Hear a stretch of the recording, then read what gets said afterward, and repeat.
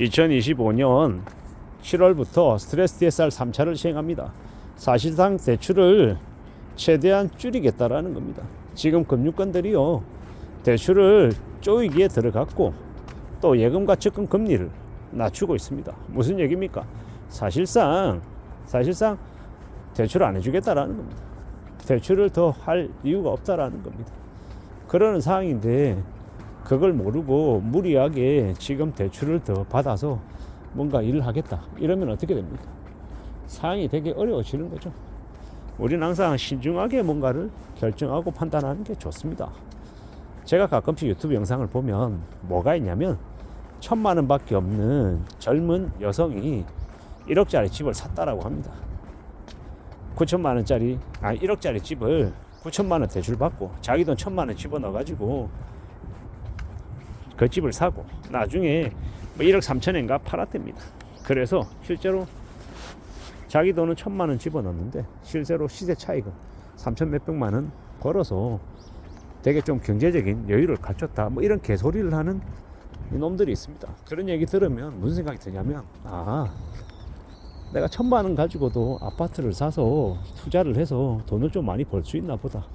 그러면 경제적인 여유를 갖출 수가 있네. 그런 것들 좀 몇 차례 좀 해볼까?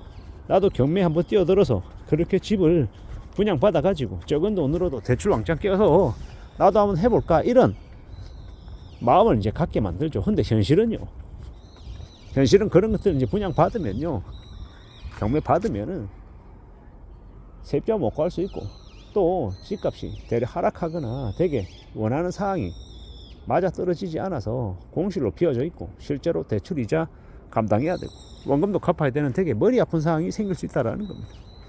우리가 주식은요, 예를 들어서 KTNG, 담배인상공사 같은 고배당을 주는 우량주는 주식을 사면 매년 배당일이 되면 그 배당일에 맞춰서 배당 금액을 좀 더 주든 좀 덜 주든 간에 어느 정도 안정적으로 줍니다.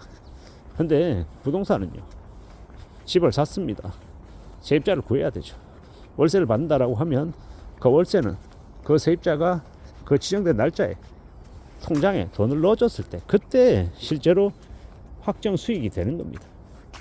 요새는 월세를 내줘도 세입자가 월세 제때 안 내는 그런 머리 아픈 일도 많이 발생하고요.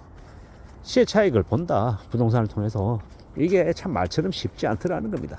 공실이 생기는 경우 등등 여러 가지의 경우의 수가 있기 때문에 함부로 뛰어들어서 쉽게 돈을 벌 용도로 움직이는 것만큼 좀 위험한 건 없다라고 봅니다. 그러므로 함부로 쉽게 생각하고 뭔가를 하는 것만큼 위험한 게 없다라는 것, 그런 생각들을 좀 하며 사는 게 좋을 것 같습니다. 시간이 지나고 나이가 좀 들어서 보니 뭔가 그런 결정들 판단하는 것들이 이게 수월한 게 아니구나라는 걸 이제 와서 조금씩 느낍니다. 쉽지 않은 거였구나 라고 말입니다. 그러면 이 다음에는 어떻게 해야 되겠습니까? 뭔가를 하나 할 때 정말 신중하게 천천히 결정을 하고 좀 더 살펴보고 따져보고 더 이제 여러 가지의 고려를 한 뒤에 뭔가를 결정하는 게 좋겠다라는 겁니다. 그런 각오로 그런 마음으로 살아가야, 그래야 위험한 것들을 최대한 피하면서 살 수 있지 않겠나라는 겁니다. 최대한 안전하게 보수적으로 뭔가를 생각하고 움직여 가도 생각한 것과 다르게 흘러가는 경우가 되게 많더라는 겁니다.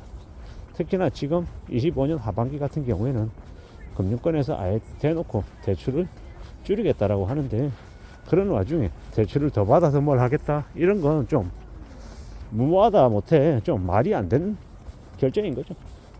그런 것들을 잘 좀 헤아리고 고려하면서 사는 게 좋을 것 같습니다. 그래야지 나아질 수 있겠다라는 생각을 하는 겁니다. 우리가 살아가면서 이렇게 언론 뉴스들 보잖아요. 보면 앞으로의 분위기가 어떻게 흘러갈 건지가 웬만큼은 예상이 됩니다. 지금 뭐라 그럽니까?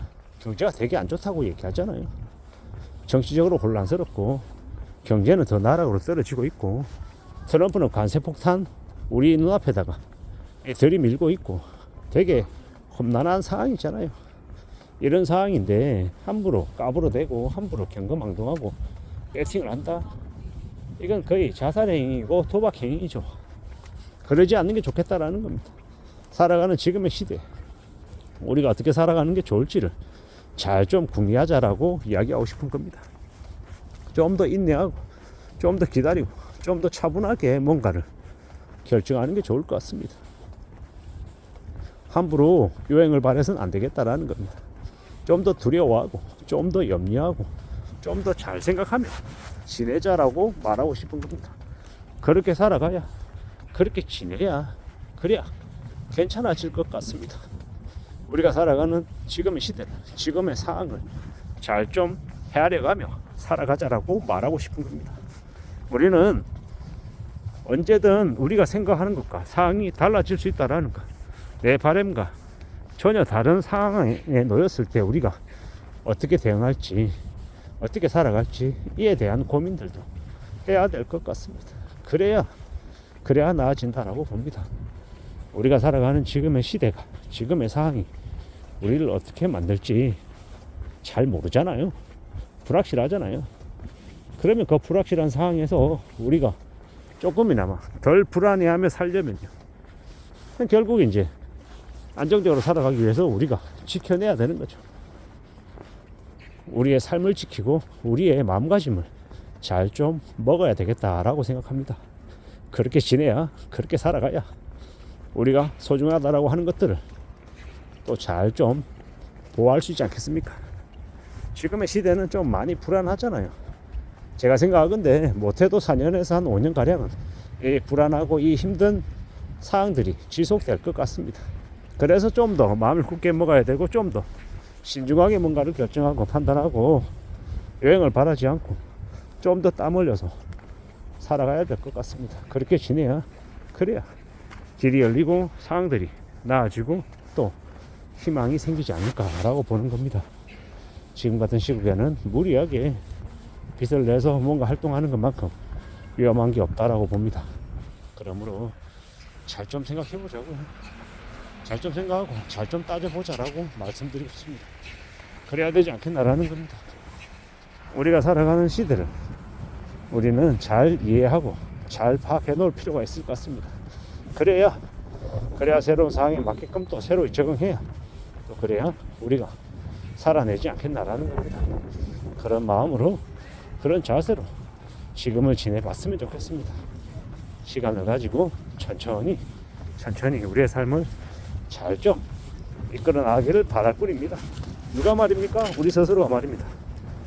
우리를 도와줄 수 있는 사람, 내 자신을 도와줄 수 있는 사람은 오직 내 자신뿐이다 라고 생각하고 함부로 남의 도움이나 남의 배려를 바라지 말자라고 말씀을 드리고 싶습니다. 이상입니다.